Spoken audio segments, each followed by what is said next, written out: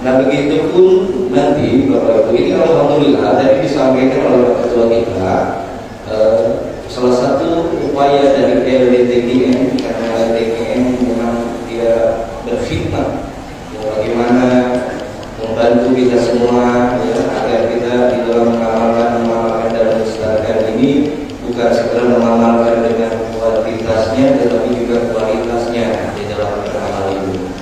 Nah makanya tadi ada program di luar itu luar biasa ya. Maka tadi saya sampaikan niatkan riyadhah.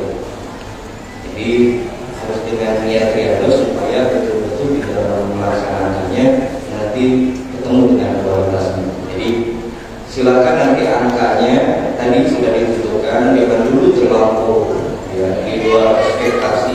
Ini dari biasanya orang biasanya 165 ya, masih sering 3 kalinya. Maka buat riyadhahnya angkanya jangan terlampau jauh. Nanti sudah cukup dengan angka 500.000 dulu di situ dikirnya. Nah itulah riyadhah yang sesungguhnya sebetulnya. Jadi kita melatihkan dari tuntunan pokok itu riyadhah yang sesungguhnya. Tapi tadi saya sampaikan ke Bapak Ketua, kalau kita niatkan riyadhah maka perlu waspada nanti. Artinya di dalam mengamalkannya harus terjaga kontrolnya. Karena nanti setiap kita diuji ya. Sama-sama bisa beda ini gitu ya. Misalnya diujinya yang satu nanti diberi nikmatnya luar biasa nih, pikir bisa ya. Nah, ini waspada nih. Senikmat-nikmatnya ibadah, ya, senikmat-nikmatnya zikir itu tetap harus terkontrol, jangan keasikan. Nah ini ya, kontrolnya di sini. Jangan keasikan saking nikmat, tetap terjaga. Sebab kalau juga lepas kontrolnya, ini terbawa nikmat nantinya. Kalau sudah terbawa nikmat, lagi-lagi nafsunya yang membawa, nafsu tadi itu yang membawanya. Ya akhirnya kita sudah punya tujuan yang luar biasa, niatan yang luar biasa. Gara-gara kita terkontrol di situ, ya akhirnya kita ya. Atau apa misalnya nanti yang dialaminya bisa sama bisa beda. Pokoknya ketika apa di dalam menjalankannya lalu kemudian mendapatkan pengalaman atau rasa-rasa yang ada mengiringi pikirnya tetap terkontrol, dijaga. Apalagi nanti imam yang mengimaminya ya. Tapi setiap kita pun harus tingkatkan kewaspadaannya gitu ya. Jadi tidak setiap sesuatu yang nikmat kemudian itu menjadi baik kalau kontrolnya tidak ada. Jadi tidak setiap perkara yang baik dan utama lalu menjadi baik dan utama kalau ada cara-cara yang kita abaikan. Kewaspadaan itu salah satu yang bisa menjaga ya, nilai jadi baik dan utama itu. Silakan. Itu setiap mulai setiap Kamis syukur bisa terjaga sampai 40 Kamis dulu. Jadi nanti siapapun ya yang ikut bersama di dalam pikir ini dengan niat riyadhah, nah maka Bismillah sampai 40 kan berarti 40 Senin.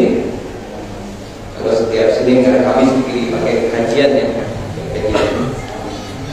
Dan itu kan cuma di waktu pikir bisa kan? Atau silakan nanti ya pikir yang gimana ditempatkan gitu ya. Jadi itu riyadhah dijelaskan 500 kisaran 100.000. Nanti kalau sudah terasa terbiasa dan enteng dan nikmat, berarti kita sudah dapatkan nilainya dari situ. Nanti bisa bentuknya riyadhah itu bukan lagi angka yang dihitung, tapi waktu. Nah bisa tuh dengan waktu misalnya pikiran 1 jam bisa. Jadi riyadhah itu bisa kita tentukan angka, bisa juga waktu. Silakan ya. Nah mudah-mudahan dengan riyadhah ini meningkatkan kualitas amal kita, sehingga dengan amal yang berkualitas maka kita sudah mendekati pada ridhonya Allah, mendekati itu pada bahwa kita ini betul-betul dan bersungguh-sungguh ingin diakui sebagai murid dari Syekh Mursyid Khalil Mukarram ya. Karena harus dibuktikan dengan keseluruhan. Dan yakinlah kalau kita sudah diakui sejatinya muridnya, ini sudah kita mesti menjadi orang-orang yang beruntung dan limpahan-limpahan barokah karma harus lagi dicarikan, dimintakan, akan berlimpah. Dan itu Pak akan menjadi otomatis nanti ketika barokah karma sudah mulia, ya sudah nanti otomatis tuh menuju syafaat bagi Rasulullah SAW. Itu harus yakin akan perjalanan itu. Karena harus didorong dengan keyakinan yang kuat, yang ragu. Harus yakin, termasuk yakin bahwa kita dibimbingkan terus oleh beliau di dalam amal kita. Harus yakin.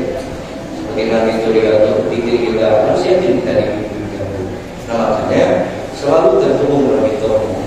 Selalu. Jadi robito itu bukan hanya sekedar pada saat melakukan apa dan di mana, tapi mengiringi setiap gerak kita. Karena ini urusannya berbeda dengan bimbingan jasmani, berbeda dengan kalau olahraga jasmani beda. Ya. Kalau urusan rohani ini lintas batas waktu, gitu ya. Maka robito yang harus ada adalah mengiringi dikir, mengiringi tuntunan dari mursyidnya. Mursyid memberikan tuntunan pada kita, dikir, khataman, mati, untuk mengiringi itu semua. Terlebih dikir kopinya, kalau sudah dikir kopinya setiap saat, setiap waktu 24 jam, begitu pun robito. Sehingga dikirnya terus dibimbingkan, terus didampingi. Pentingnya kita lebih tertulis.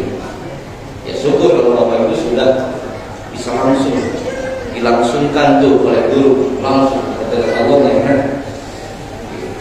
Tapi kan kita tetap secara syariah. Nah, lagi-lagi kita wilayahnya syariah. Ya, jadi angka-angka amaliyat ini wilayah syariah. Sebagai apa? Sebagai bentuk latihan, sebuah latihan. Angka ini 165 latihan, di khotaman angka 180 terus angka ribuan itu latihan, angka latihan semua.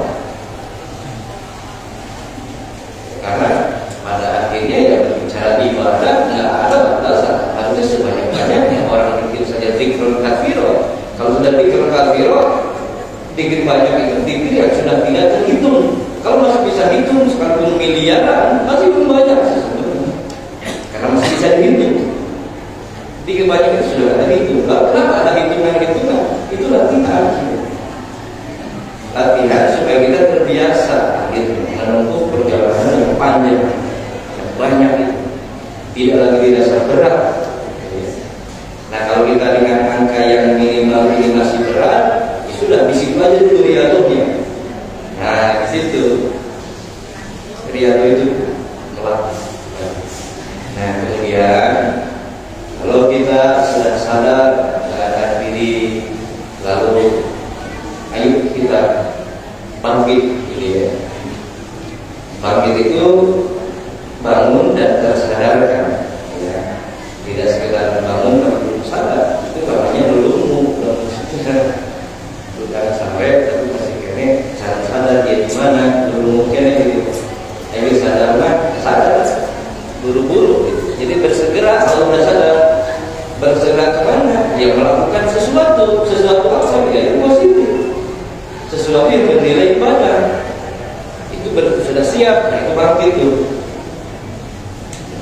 Itu saya ingin menekankan dan menyampaikan tentang makna simbol yang dipakai sekarang nih. Bila bangkit bersatu maju, itu luar biasa sekali kan. Ya bangkit, ayo. Artinya yang sudah sekiranya yang kemarin ada hal-hal yang kekeliruan, ya sudah sekarang ayo gitu. Nggak usah dipikirkan lagi yang sudah.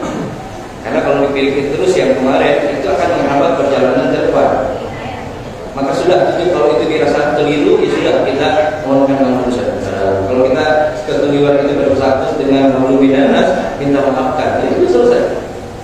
Tinggal sekarang. Adapun nanti kalau selama Malaysia ini kadang-kadang di mana tidak urusan